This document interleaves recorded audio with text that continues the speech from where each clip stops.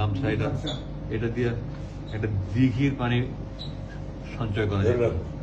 এটা যদি করছো ওটা দিয়ে? আর 8 বছর কি করছো? প্রথমে নিয়েছিলাম আমি গরমের সময় নামাজ পড়ার জন্য, কিন্তু চোখের পানি মুছতে মুছতে মুছতে মুছতে এটা যে পরিমাণ চোখের পানি মুছছি ওটা যদি সেভ করা যেত একটা বড় দিঘি হইতো। দিঘি বুঝো? বিশাল বড় পুকুর, পুরো দিঘি হয়ে যেত। তো আমাকে বলতে আপনি যা যা নিতে চান তোমার সবচেয়ে বড় বন্ধু ছিল এটা? এটা বানাইছে কি 8 বছর তো টিকছে। হ্যাঁ, কোম্পানির অ্যাডভার্টাইজ হয়। তো আমি শুধু নিচ্ছি, আমি শুধু নিচ্ছি এই কোরআন শরীফ নিচ্ছি, অনুবাদটা নিচ্ছি।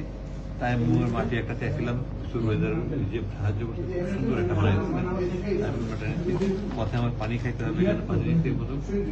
আর কোরআন শরীফটা দেখি কি অবস্থা 8 বছরে।